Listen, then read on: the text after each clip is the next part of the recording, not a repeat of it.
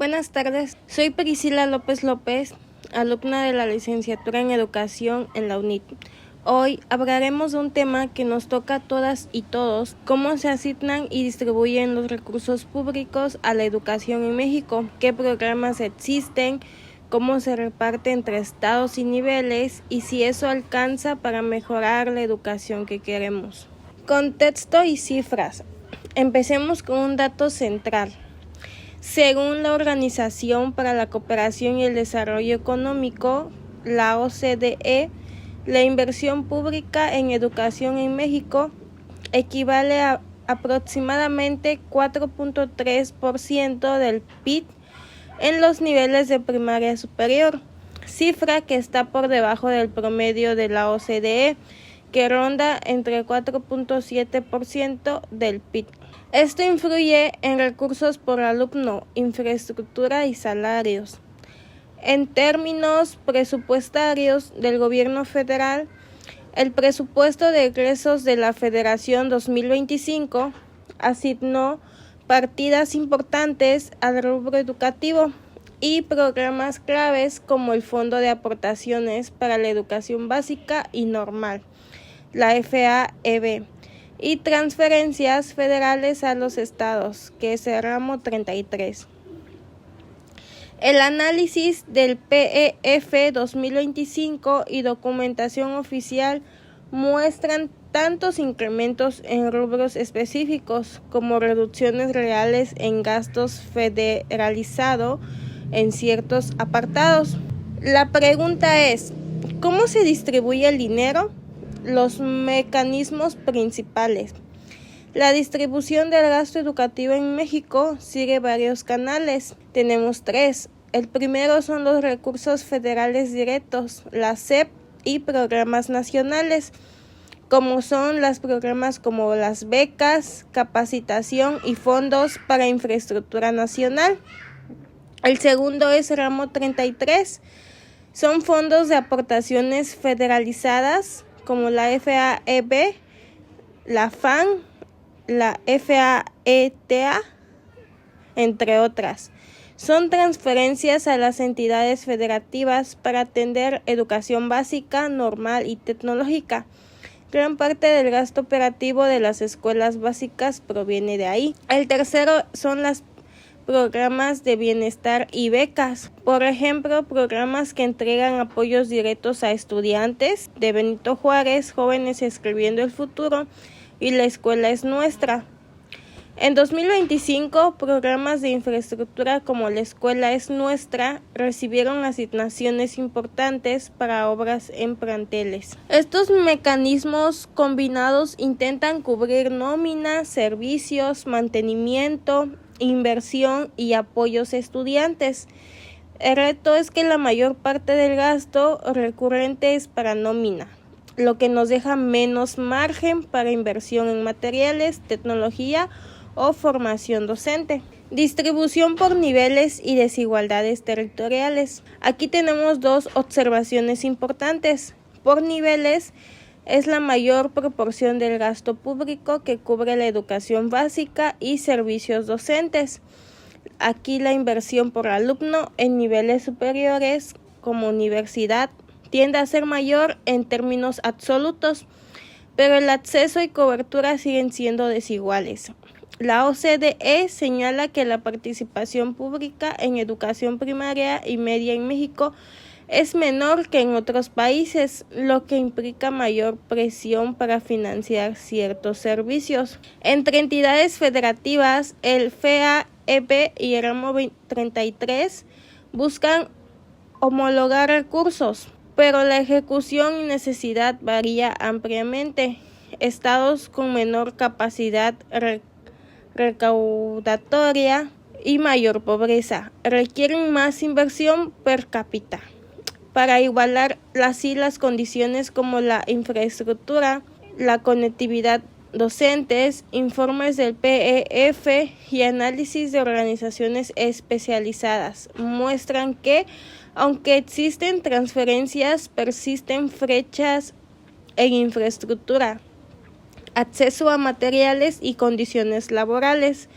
En resumen, La distribución formal busca cobertura nacional, pero la equidad real depende de cómo se operen esos recursos a nivel estatal y municipal.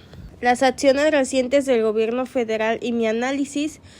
En los últimos años, el gobierno federal ha enfatizado programas de bienestar vinculados a la educación, becas masivas de Benito Juárez y otras, programas de inserción laboral y capacitación juvenil, y la escuela es nuestra para infraestructura comunitaria. La SED oficializó aumentos en partidas específicas para 2025 y presentó calendarización de recursos a entidades.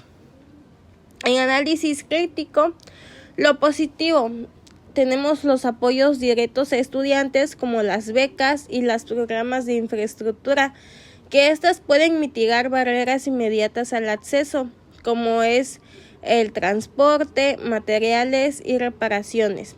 Programas como La Escuela es Nuestra impactan escuelas rurales y pequeñas, donde la inversión privada es limitada.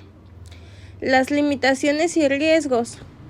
Tenemos la dependencia del gasto corriente. Gran parte del presupuesto se destina a nómina si no se liberan recursos adicionales para inversión educativa, recursos didácticos, tecnología, formación docente. Las mejoras estructurales serán limitadas. Tenemos variabilidad en gasto federalizado. El PEF 2025 mostró disminuciones reales en algunas partidas federalizadas, lo que puede agravar la deuda de infraestructura en estados y municipios con menos capacidad. Tenemos el foco asistencial y estratégico, donde están las becas y apoyos sociales, que estas son valiosas, pero no sustituyen inversión sostenida en formación docente, evaluación educativa confiable y modernización de planteles. Si la estrategia se concentra en transferencias sin un plan técnico de mejora pedagógica, los resultados en aprendizaje podrían estancarse. La pregunta ¿es suficiente el presupuesto? En mi opinión, con base en los datos y en cómo se distribuyen los recursos, mi opinión es que el presupuesto no es del todo insuficiente en cantidad absoluta, porque México invierte una suma significativa y en 2025 hubo partidas ampliadas para programas sociales educativos. Sin embargo, no es suficiente en efectividad y equidad. La proporción del PIB destinada a educación, 4.3% según la OCDE, está por debajo del promedio. Y la estructura del gasto prioriza obligaciones como la nómina sobre inversión estratégica. Esto deja muchas escuelas, especialmente a zonas rurales y estados con menor recaudación, sin las condiciones para mejorar la calidad educativa. Para que sea suficiente a nivel real, se necesita una combinación de más recursos, mejor focalización y mayor transparencia en la ejecución. Recursos etiquetados para formación docente, mantenimiento y programas de evaluación que midan aprendizajes y orientación en políticas basadas en evidencia.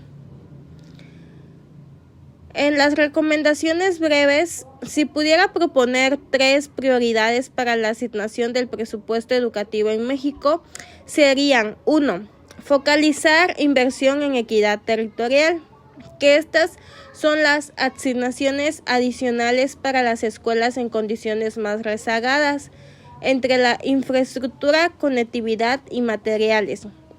El segundo, etiquetar recursos para formación docente continua y evaluación. No solo dinero para nómina, sino para mejorar la práctica pedagógica. 3. Mayor transparencia y rendición de cuentas. Publicar resultados locales por inversión. ¿Qué obras se hicieron? ¿Cómo mejoraron? Indicadores y auditorías participativas. La educación es la inversión más a largo plazo que puede hacer un país. El dinero importa, pero también importa cómo se gasta. Si sirve para mejorar aprendizajes, reducir desigualdades y fortalecer escuelas, en México hay iniciativas valiosas, pero hacen falta ajustes para poder garantizar que cada peso rinda en equidad y calidad. Gracias por escuchar. Soy Priscila y nos escuchamos en el próximo episodio.